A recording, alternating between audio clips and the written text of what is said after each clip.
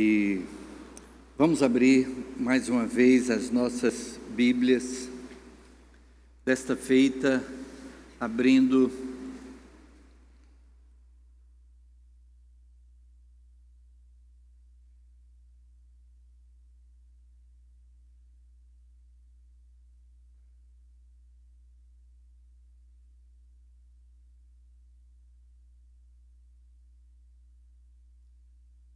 estaremos lendo na Carta aos Hebreus, capítulo 1. Estaremos lendo os versos de 1 a 3. Hebreus, capítulo 1, versos de 1 a 3.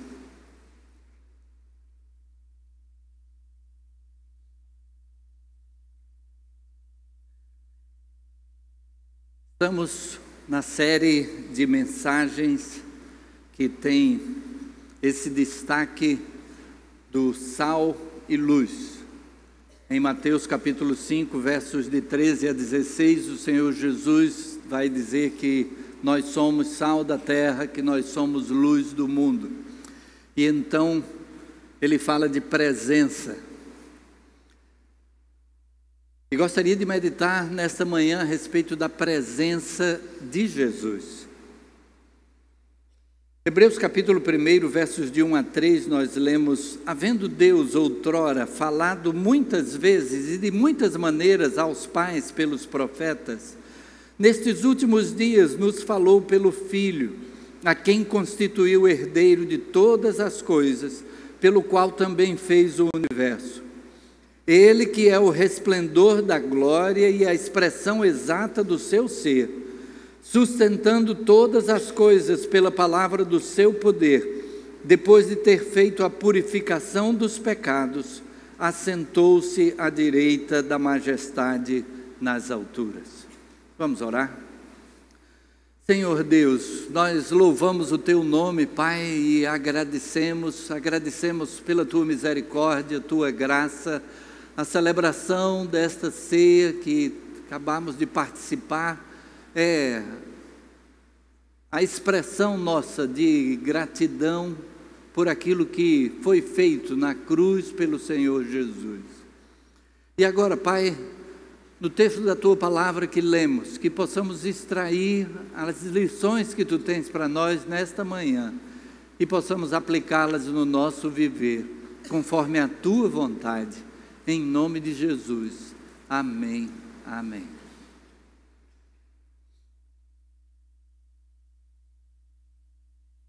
Acho que uma das comidas regionais mais difundidas e conhecidas talvez seja a nossa carne de sol, né? E é interessante a gente ver, não sei quantos já tiveram a experiência de ver a carne de sol em preparação. E então um pedaço de carne pendurado do lado de fora no sol, cheia de sal, e por conta do sal, aquela carne não se estraga. Se a gente deixar um pouco de carne ao relento, no dia seguinte ela estará estragada. Mas em função do sal, ela fica preservada e então ela vai levando ali o sol, e o sol vai secando aquela carne, e quando a gente finalmente pega aquela carne e prepara, né, a gente até precisa tirar um pouco do sal, para que não fique muito salgada a comida. E então você tira um pouco do sal, mas o sal que permanece nela termina lhe dando mais sabor. É claro que hoje a questão de sal na comida é sempre questionada em função dos princípios de saúde, mas nós podemos ver no sal essas características, a característica de preservação e a característica de sabor.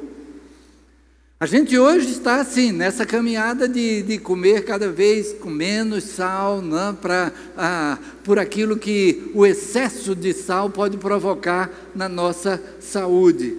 Mas quem não gosta daquela carnezinha assada, né, com a quantidade de sal adequada? E assim a gente tem, através do sal, preservação e sabor. A presença do sal marca, a presença do sal faz diferença. E o Senhor Jesus, Ele é o nosso modelo de presença. Ele é o nosso modelo de marcar. E nós podemos dizer que o Senhor Jesus marcou desde a história.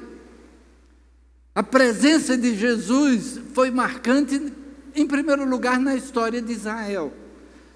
O Senhor Jesus veio e realizou o seu ministério naquele povo que foi preparado por Deus para isso, para que aquele povo estivesse na expectativa da vinda do Messias, na expectativa daquele que viria para estabelecer um reino, que seria um reino eterno. Cada rei que passou teve então o seu período de glória, mas muitas vezes na história de Israel, o rei que o sucedeu tomou atitudes erradas, e então a história de Israel vai naqueles altos e baixos. Mas houve a promessa de que haveria de vir um rei, cujo reinado seria eterno, haveria de reinar para sempre. E então vem o Senhor Jesus, e nós lemos no texto de que a vinda de Jesus foi cumprimento de profecia. Deus havia falado aos pais, às gerações anteriores, por meio dos profetas, dizendo que haveria de enviar este. E isso é prometido desde o Gênesis, desde o capítulo 3 do Gênesis, quando o homem peca e é expulso da presença de Deus. Já naquela ocasião, Deus promete que haveria de enviar aquele que pisaria a cabeça da serpente, como filho de mulher, aquele que esmagaria a cabeça da serpente. Mas depois vamos vendo, à medida que a história do povo de Israel vai sendo construída, tudo aponta na direção do Senhor Jesus Cristo. Os sacrifícios que Israel foi ensinado a praticar, era apontando para aquele sacrifício, esse sim efetivo, que tira o pecado do mundo. Toda a história dos reis de Israel, toda a história daquela nação, Jesus como cumprimento dessas profecias. E aí no versículo 3, nós lemos que depois de ter feito a purificação de pecados, assentou-se à direita da majestade das alturas. Ele veio e o seu propósito foi realizar a purificação de pecados. Aquilo que nós acabamos de falar na celebração da ceia do Senhor, é o centro, o cerne da missão do Senhor Jesus aqui na terra. Ele fez outras coisas. Ele deixou os ensinos com os seus discípulos, ele preparou os seus discípulos para o que seria necessário que fosse feito após a sua partida. E aqueles 12 homens, que finalmente foram 11, depois 12 novamente, eles foram responsáveis para que a mensagem do Evangelho chegasse até nós. A mensagem do Evangelho se expandisse. Ele preparou aquele grupo para dar continuidade a essa obra, mas o cerne da sua missão foi assumir na cruz os nossos pecados, e por isso aqui o escritor aos Hebreus, ao fazer este resumo, ele diz: depois de ter feito a purificação dos pecados, assentou-se à direita da majestade nas alturas. Cristo cumpriu com a sua missão, concretizando a salvação. Mas enquanto aqui neste mundo, ele também mostrou mudanças que eram necessárias.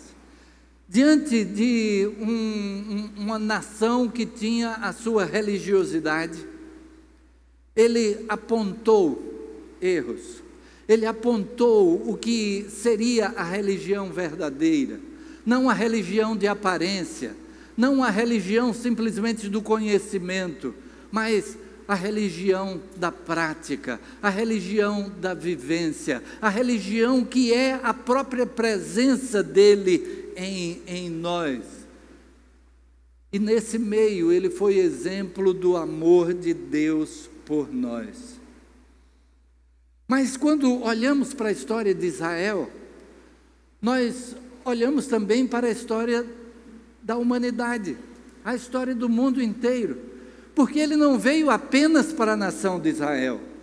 Quando Deus chamou Abraão, o patriarca da nação de Israel, ele prometeu: em ti serão benditas, serão abençoadas todas as famílias da terra. A vinda de Jesus foi para todas as famílias da terra. E aí, mais uma vez, nós vemos que a presença de Jesus é marca na humanidade, ao ponto de que hoje nós temos a história dividida em duas partes, antes de Cristo e depois de Cristo.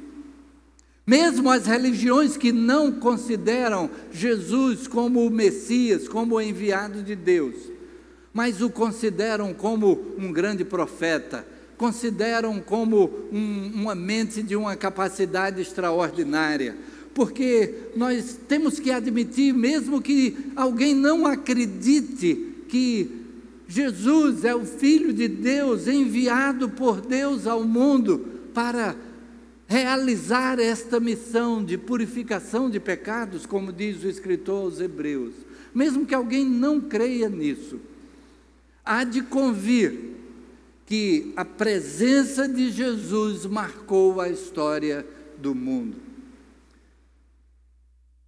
Aquilo que ele fez e a sua mensagem, a mensagem que ele entregou para que fosse transmitida, fez com que o mundo tivesse essa história dividida.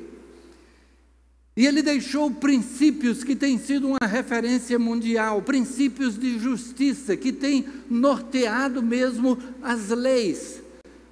E então os ensinos de Jesus são reconhecidos como um benefício para a humanidade. A sua presença marcou a história do mundo.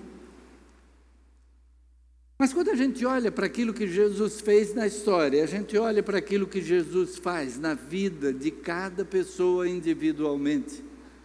E podemos começar com aquele primeiro grupo que conviveu com ele. Aqueles homens que logo de início viram que em Jesus havia algo de extraordinário.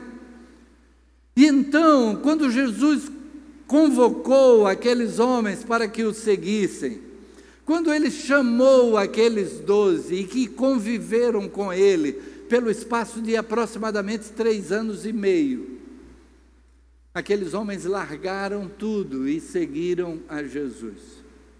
Homens que tinham uma profissão, homens que tinham uma herança de profissão. A gente vê pescadores que estavam com o pai num barco e de repente deixam tudo, deixam o barco, deixam até mesmo seu pai e seguem a Jesus. Alguém que tinha uma profissão promissora, uma profissão rentável, larga tudo e segue a Jesus. E aqueles homens então tiveram a diferença, sentiram o que é a presença de Jesus Cristo. Ao ponto de que o Senhor Jesus, de repente, num momento em que a pregação de Jesus é um tanto mais dura, e pessoas começam a se afastar de Jesus, então ele chega para esse grupo e diz: e vocês não querem também se afastar, vocês não querem também se ausentar? E a resposta é: para quem iremos nós? Tu tens as palavras de vida eterna. Aquilo que de mais precioso aqueles homens podiam encontrar na vida é aquilo que eles encontraram em Jesus. Qualquer outra coisa que eles pudessem fazer, fosse na profissão, fosse no que fosse, seria algo temporal, seria algo passageiro, seria algo que ficaria por aqui, permaneceria por aqui. Mas a resposta naquele instante é: tu tens as palavras de vida eterna.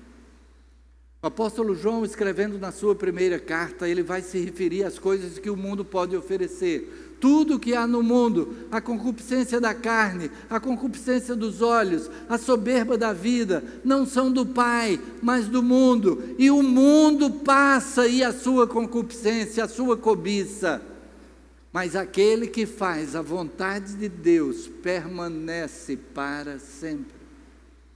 Permanece para sempre porque a primeira coisa da vontade de Deus é que nós estejamos junto com Ele.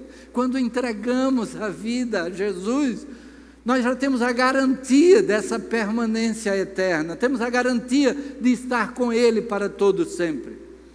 Mas também aquilo que nós fazemos neste mundo tem resultados de eternidade. Porque por meio de nós, e Deus escolheu que nós tivéssemos esse privilégio de realizar algo em função do que foi a sua missão no mundo, a proclamação desta mensagem.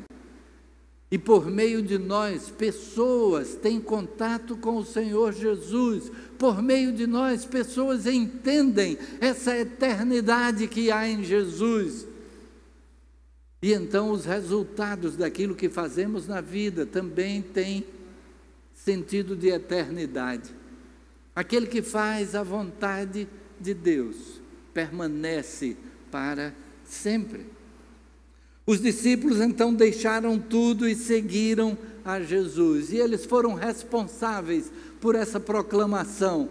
E na quarta-feira passada estivemos meditando a respeito da pregação de Paulo em Tessalônica e estávamos lembrando daquele momento em que os judeus movem a multidão para promover a acusação contra Paulo, mas o que eles dizem é: estes que têm transtornado o mundo chegaram também aqui.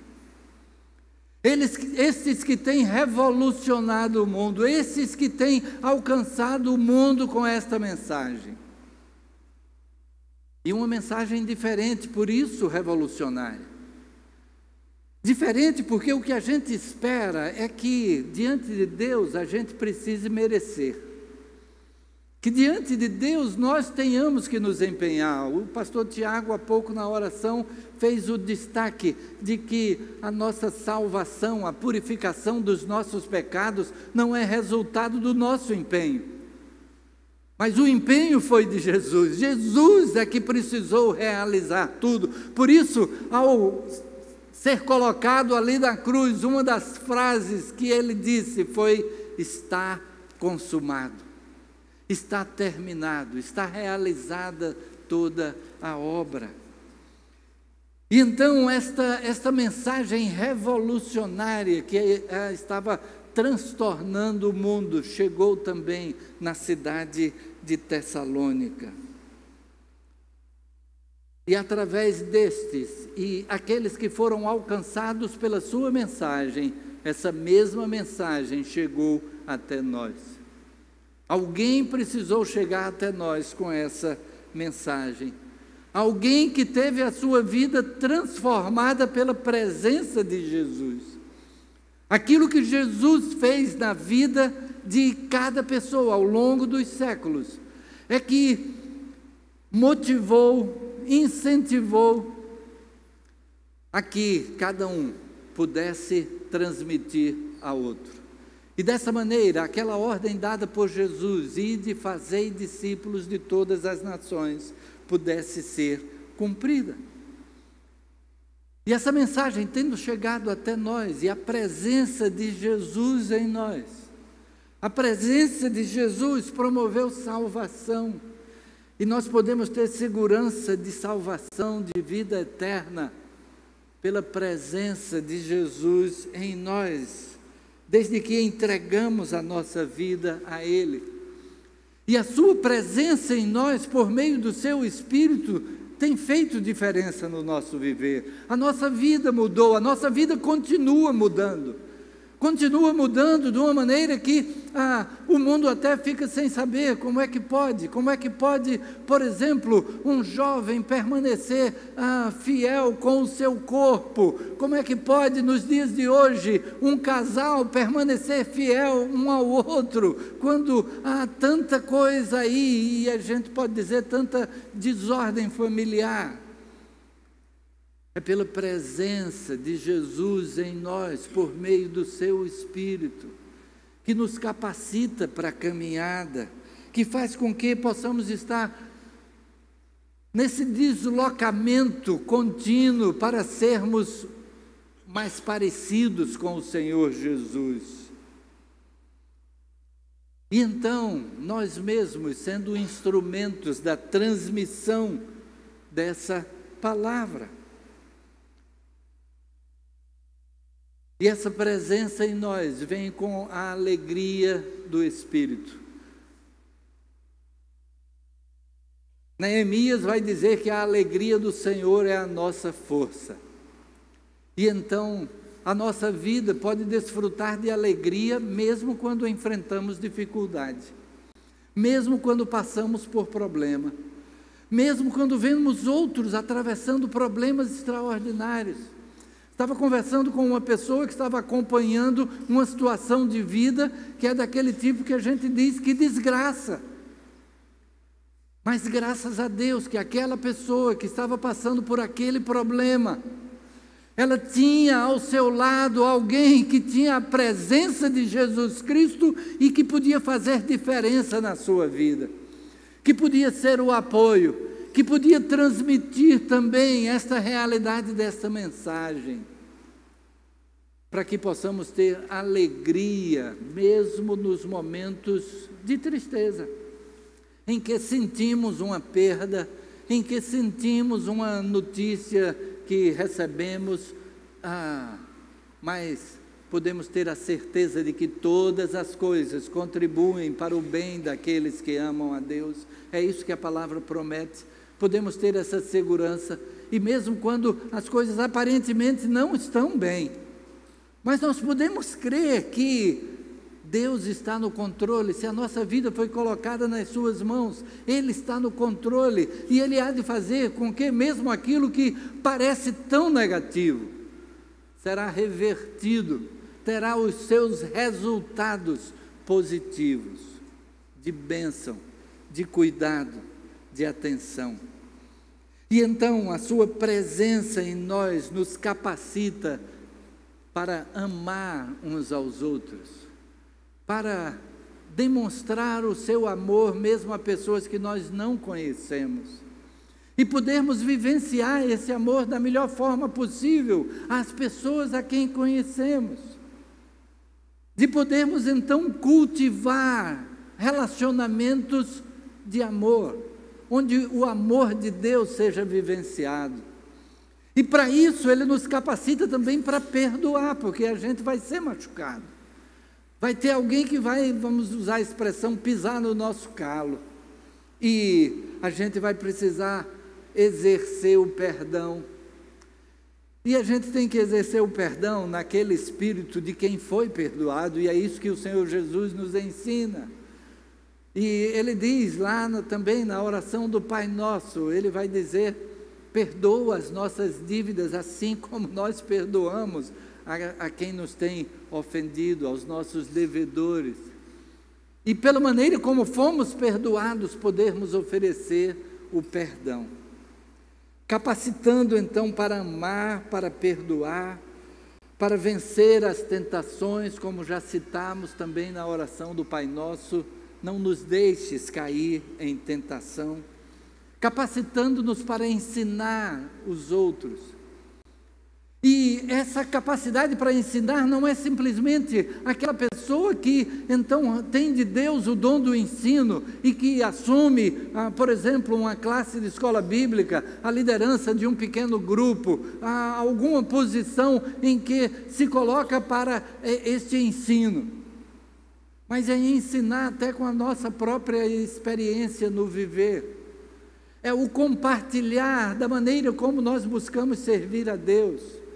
É fazer aquilo que o Senhor Jesus diz lá na grande comissão, ensinando-os a observar todas as coisas que eu vos tenho mandado.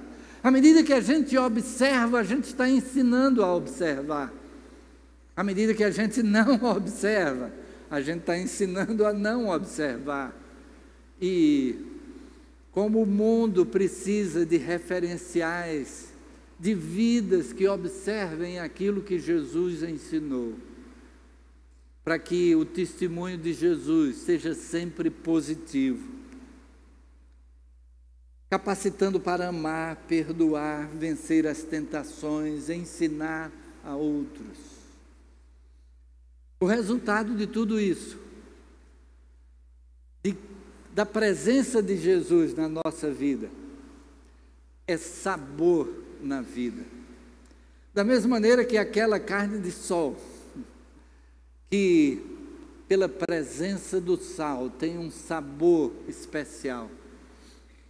A nossa vida poder desfrutar do sabor da presença do Senhor Jesus Cristo. E as pessoas em volta notam essa presença e notam esse sabor. Isso quando vivenciamos aquilo que o Senhor Jesus tem para nós de verdade. Quando vivenciamos nessa experiência prática do amor. Quando vivenciamos no realizar aquilo que Ele deixou como ensino para nós, para que pudéssemos estar obedecendo, seguindo, observando. E então é sabor para a nossa vida. E um sabor que nós compartilhamos com pessoas próximas a nós. Com quem está próximo a nós. E que maravilha alguém se aproximar da gente e dizer algo do tipo: eu quero que a minha vida seja parecida com a sua. E isso é quando a gente faz da nossa vida parecida com a vida de Jesus. Quando alguém chega para a gente e diz: eu quero caminhar do seu lado, eu quero ser seu amigo. Me traz alegria ser seu amigo. Eu gosto de você. Não é simplesmente por você, não é simplesmente por mim. É porque em cada um de nós está a presença de Jesus. E a vida de Jesus atrai. A vida de Jesus, ela se multiplica por meio de nós. E pessoas que querem se aproximar de nós, que querem desfrutar dessa amizade. O que elas estão sedentas mesmo é da vida de Jesus presente nelas. Jesus, essa presença que é caracterizada por preservação e sabor. A nossa vida preservada daquilo que o mundo oferece, mas que vai contrariamente ao que é a vontade de Deus. E a nossa vida com um sabor especial, porque a presença de Jesus marca, faz diferença. Nós temos estabelecido aquele slogan na igreja: conviver, crescer, compartilhar. Nesse conviver, crescer e compartilhar, que a vida de Jesus esteja cada dia mais presente em nós.